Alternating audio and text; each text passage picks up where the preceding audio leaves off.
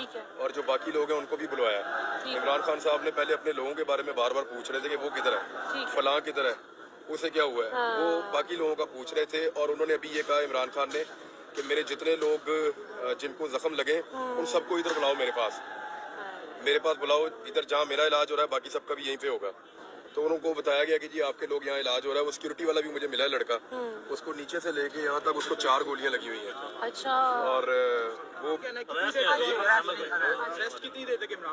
یہ ابھی ڈاکٹر کچھ بھی نہیں بتا رہے. ابھی دوبارہ خان صاحب کو پھر میرے خیال میں چیک کریں گے. ان کو جو پہلے جو آپریشن تھا انیشیلی وہ تو ہو گیا, ان کی ایک گھٹنے کی جو ہڈی ہے اس کو بھی مجھے ایک صاحب بتا رہے تھے کچھ چپ کر کے کوئی پارٹیکل یا گولی گزری ہے. اور ملٹیپل انجریز ہیں, کوئی ایک نہیں ہے, لیکن ایک ہی ٹانگ ہے جس کے اوپر خان صاحب کی لگی ہے.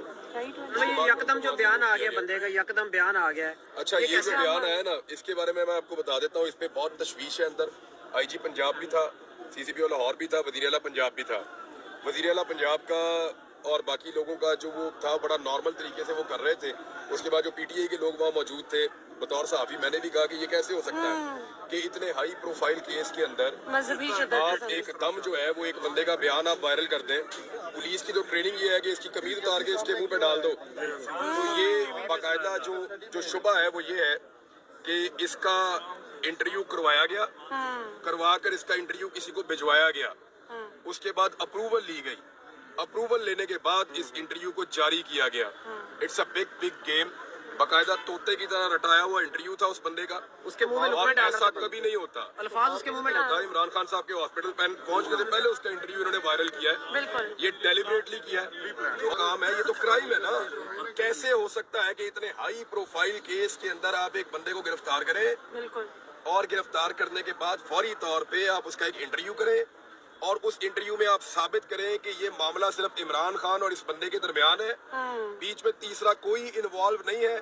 آپ ثابت کرنے کی کوشش کر رہے ہیں کوئی ہینڈلر نہیں ہے, آپ ثابت کرنے کی کوشش کر رہے ہیں کوئی سہولت کار نہیں ہے. ہاں جی, کون ہے؟ میجر فیصل, میجر جنرل, ہاں میجر جنرل فیصل, ان کا نام دیا ہے, اور شہباز شریف کا نام دیا, اور رانا ثناء اللہ کا. رانا ثناء اللہ نے ابھی اسٹیٹمنٹ دیا تھا کچلنے کا عمران خان کو. دیکھیں یہ فوری طور پہ ہونا یہ چاہیے کہ اس بندے کو لاہور شفٹ کیا جائے, اور اس کی انکوائری یہاں آئی جی آفس کی زیر نگرانی ہو, اور تمام فیسلٹیز پرووائڈ کی جائے. جیو فرینزک پوری طرح ہونا چاہیے. دیکھیں پولیس کے پاس وہ وسائل نہیں ہیں جو پاکستان کی انٹیلیجنس ایجنسیز کے پاس ہیں. اگر شفاف تحقیقات ہوں تو پتہ چلے گا کہ اس کا ہینڈلر کون ہے. اور دیکھیں یہ 9mm کا پسٹل تھا, یہ 9mm کا پسٹل تھا, اور یہ جو پستول تھا یاد رکھیے گا عام آدمی اس کو ہینڈل نہیں کر سکتا. میں ویپنز کو جانتا ہوں. یہ 9mm کا پسٹل تھا, اس میں 18 گولیاں میکسیمم ڈلتی ہیں. اگر آپ اس کے اوپر چھوٹا میگزین لگائیں تو نارمل میگزین 18 گولیاں اس کے اندر ڈلتی ہیں. دوسرا یہ آٹومیٹک تھا. یہ پاکستانی پسٹل ایسے آٹومیٹک نہیں ہوتے. یہ آٹومیٹک پسٹل اس کی ہینڈلنگ بھی عام آدمی نہیں کر سکتا. آٹومیٹک پسٹل تب رکھا جاتا ہے جب آپ نے کسی کو جان سے مارنے کا فیصلہ کر لیا ہو کہ میں گولی چلاؤں گا تو ساری گولیاں ایک ساتھ میں سپرے کروں گا اور پھینکوں گا. میں پرسوں کنٹینر پہ تھا, کنٹینر کے اوپر باقاعدہ اذان ہوتی ہے. وہ اذان مجھے ایسا لگا جیسے فیصل جاوید خان کی آواز میں ہے, یا فیصل کی آواز میں ہے, یا کسی اور کی, لیکن وہ کنٹینر کے سپیکر سے اذان چلتی ہے.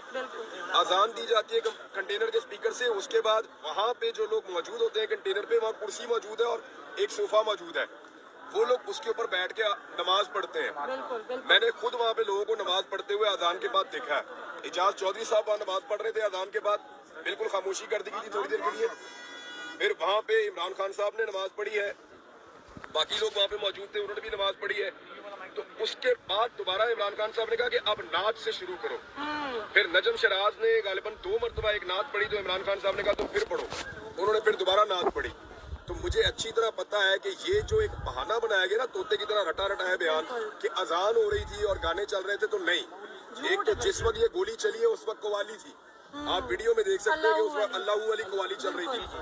دوسرا میں جاننا چاہتا ہوں کہ اذان کے وقت قوالی چلنے پہ اس آدمی نے پہلے کتنے قتل کیے ہیں؟ کیا یہ ایسے ہی کرتا ہے ہمیشہ؟ میں آپ کو پھر بتا رہا ہوں کہ پہلے یہ ویڈیو ریکارڈ کی گئی ہے, پھر اس ویڈیو کو سنوا کے اپروول لی گئی ہے. अप्रूवल लेने के बाद इस वीडियो को जारी किया गया है कि ये वीडियो ओके, अब इसको जारी कर दिया जाए। देखिए, गवर्नमेंट ऑफ पंजाब को इससे बरीउज़िमा नहीं किया जा सकता।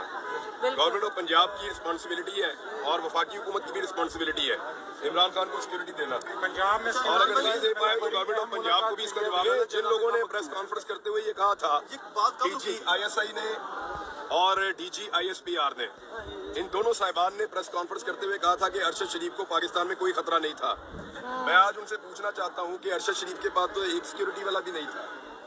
हमारा भाई तो अकेला फिरता था इस शहर में, और इमरान खान के साथ तो सिक्योरिटी बहुत ज्यादा होती है। अगर खान साहब के ऊपर अटैक हुआ है इस तरह से, तो फिर आप कैसे कह सकते हैं कि अरशद शरीफ इस मुल्क में सिक्योर था? ना सिर्फ वो पीछा कर रहे थे उनके ऑफिस तक, उनके घर तक, बल्कि उनको हरासा किया जा रहा था और उनको ये बताया गया था कि किसी भी वक्त आपको टारगेट कर दिया जाएगा। काफी दिनों से अरशद भाई अपनी फैमिली, अपने बच्चों को भी बाहर नहीं लेकर जा रहे थे अपनी गाड़ी में साथ, कि मेरे पे जब हमला हो तो मैं अकेला मारा जाऊं, मेरे साथ मेरे बच्चे नहीं होने चाहिए। लेकिन जब उनका चैनल बंद कर दिया, उसके बाद फिर उनको, उनके पास लड़ने के लिए हथियार ही कोई नहीं था, वजह ही कोई नहीं थी।